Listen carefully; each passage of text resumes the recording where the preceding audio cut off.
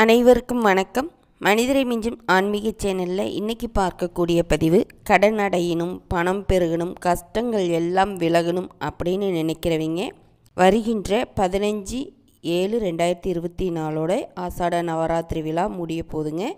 அதுக்குள்ளே வாராகி அன்னையை வழிபாடு செஞ்சு இந்த ஒரு தீபத்தை ஏற்றி நீங்கள் வழிபாடு செய்யணும்.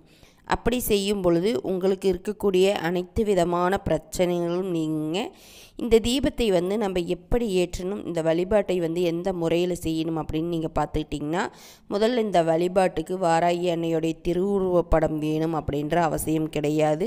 உங்கள் வீட்டில் திருவுருவப்படம் இருந்துச்சு, சிலை இருந்துச்சு அப்படின்னா நீங்கள் அதுக்கு அலங்காரம் செஞ்சுக்கலாங்க. அப்படி இல்லைன்னா நீங்கள் ஒரு தீபத்தை ஏற்றி வச்சுட்டு அதை வாராகி அன்னையாக பாவித்து நீங்கள் இந்த வழிபாட்டை செய்யலாம்.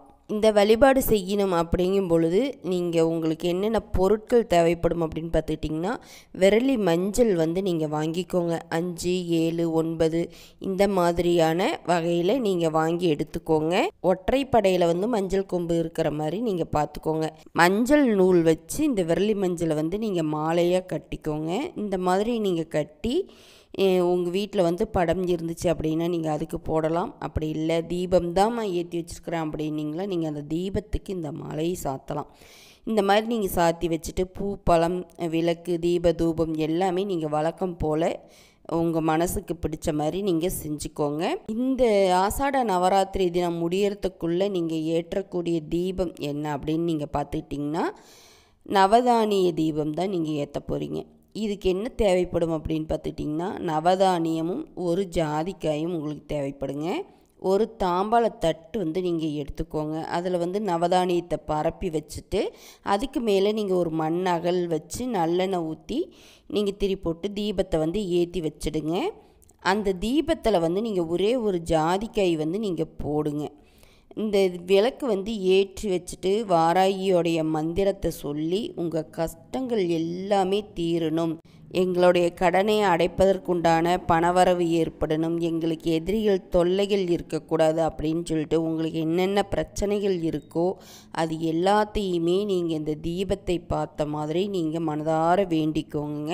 வாராகிக்கு கிழங்கு வகைகள் அப்படிங்கும் பொழுது ரொம்பவும் பிடிக்கும். அதனால் நீங்கள் உங்களுக்கு ஏதாவது கிழங்கு வகைகள் கிடச்சிச்சு அப்படின்னா இந்த வழிபாடு செய்யும் பொழுது நீங்கள் நெய்வேத்தியமாக வச்சு நீங்கள் வழிபாடு செய்யுங்க. இதெல்லாம் செஞ்சு முடிச்சுட்டு நீங்கள் தீப தூப ஆராதனை காண்பித்து வாராகி அன்னையை மனதார நினச்சி நீங்கள் வழிபாடு செய்யுங்க. இந்த மாதிரி நீங்கள் செய்யும்போது நீங்கள் வேண்டக்கூடிய வரம் எதுவாக இருந்தாலும் அந்த வாராகி அன்னை உங்களுக்கு கொடுப்பாங்க. இந்த ஆசாட நவராத்திரி முடியறதுக்குள்ளே நீங்கள் இந்த தீபத்தை ஏற்றி நீங்கள் வழிபாடு செய்யணுங்க. இந்த மாதிரி நீங்கள் வழிபாடு செஞ்சுட்டு பூஜையை நிறைவு பண்ணிவிட்டு அந்த மஞ்சள் கொம்புகளை மட்டும் எடுத்து நீங்கள் பயன்படுத்திக்கோங்க.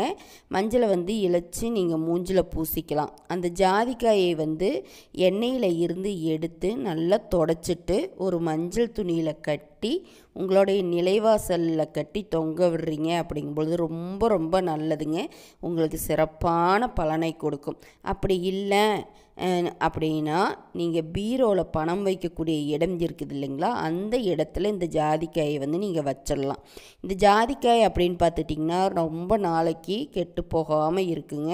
அது ரொம்பவும் பழசானதுக்கு அப்புறமா அதை எடுத்து நீங்கள் கால்படாத இடத்துல கூட போட்டுடலாம்.